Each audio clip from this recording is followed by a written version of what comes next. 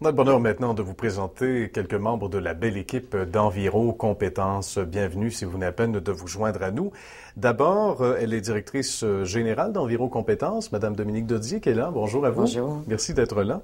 Monsieur Gilles Proulx, qui est vice-président, directeur général de Veolia, services industriels. Monsieur Proulx, bienvenue. Merci, bonjour. Et bienvenue également Monsieur Patrice Salam, qui est coprésident du conseil d'administration d'Enviro Compétences, délégué du syndicat de la FTQ. Bonjour. Merci et bienvenue. On va expliquer d'abord ce qu'est, et d'abord, Enviro Compétences et le rôle d'Enviro Compétences. D'abord, Madame Dodier. Enviro Compétences, c'est un comité sectoriel de main-d'œuvre de l'environnement. Il en existe 30 au Québec qui représentent les divers secteurs de l'activité économique. Et nous avons l'honneur de représenter le secteur et l'industrie de l'environnement.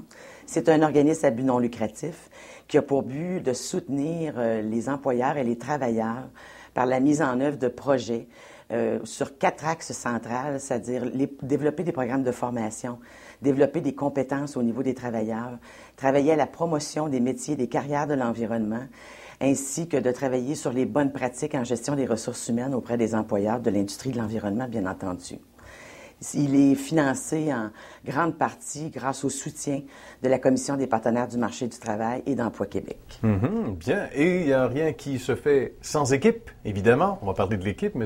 Sadan. Ça ressemble à quoi, l'équipe d'Enviro Compétences? Mais autre, comme vous venez de le dire, de Mme Daudier, qui est la directrice générale, l'Enviro Compétences est formé d'administrateurs qui sont, eux, formés de différents employeurs qui représentent les différents secteurs du domaine de l'environnement, soit l'eau, l'air, le sol et les matières résiduelles.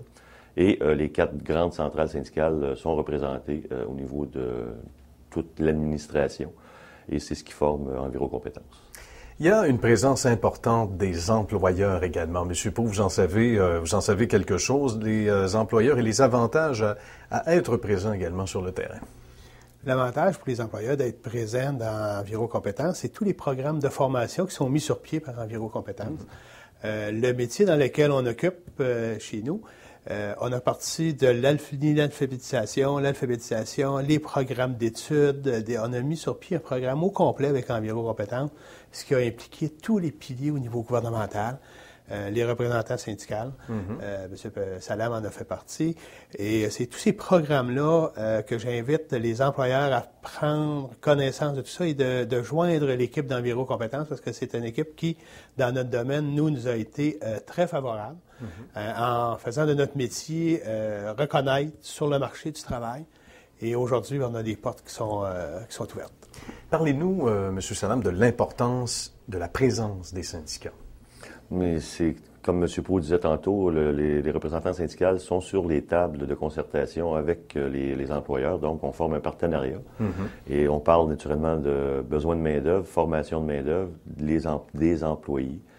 Donc, syndiqués ou non syndiqués, c'est important que les centrales s'impliquent pour s'assurer avec les employeurs que les formations qui sont données sont vraiment campées à la réalité du milieu de travail. Aucun doute. Et Enviro Compétences au quotidien, ça représente tout un boulot. Madame Dodier, vous en savez quelque chose. Ça ressemble à quoi, là, quotidiennement, Enviro Compétences? Mais pour commencer un peu, pour expliquer l'évolution d'Enviro Compétences, il faut dire que le secteur de l'environnement est en pleine croissance et en pleine mutation. Alors, pour être capable de répondre à la croissance, il faut être capable d'adapter, d'écouter et d'être toujours en contact avec l'industrie de l'environnement pour répondre à leurs besoins. Enviro Compétences au quotidien, c'est des programmes de formation, c'est des programmes d'apprentissage en milieu de travail, c'est des vidéos sur le métier et les carrières en environnement, c'est des conférences auprès de clientèle étudiante, collégiale, universitaire, pour faire la promotion des métiers, pour être capable de répondre aux besoins et aux services qui vont être demandés dans le futur de services environnementaux, comme Veolia. Alors, il a besoin de personnel qualifié et le secteur de l'environnement est en croissance et il y a besoin de plus en plus de main-d'œuvre.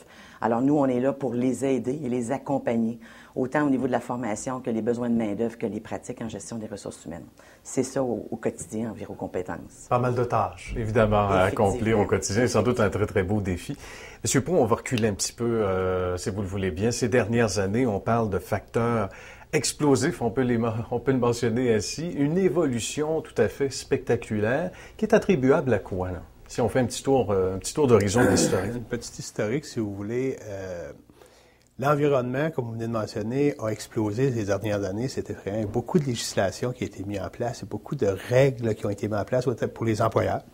Et à ce moment-là, ça nous prenait un outil, nous, au niveau employeur, pour encadrer tous ces programmes-là, toutes ces nouvelles législations-là.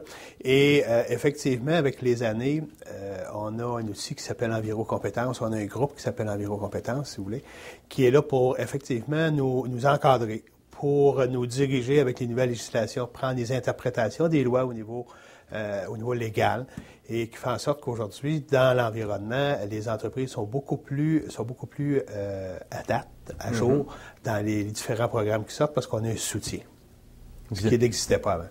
Voilà. On parlait de défis endiablés au quotidien. Encore beaucoup de travail, Mme Daudier, mais sans doute des défis qui sont fort enrichissants. Énormément, très stimulant. Le secteur de l'environnement, je n'ai pas rencontré personne qui n'a pas la passion ou des valeurs qui sont rattachées à l'environnement. Alors, ce sont tous des gens extrêmement passionnés, autant au niveau de l'équipe permanente d'Envirocompétences, autant au niveau du conseil d'administration. C'est vraiment survoltant, c'est vraiment très enrichissant de travailler avec tous ces partenaires-là. C'est intéressant de savoir aussi que l'ensemble des joueurs se parlent, qu'il y a une communication, que ce soit du côté patronal, syndical, et tout ce beau monde qui y sont rattachés. Bravo, un bel exemple à suivre. Messieurs, dames, merci d'avoir participé à ce beau rendez-vous. Merci beaucoup.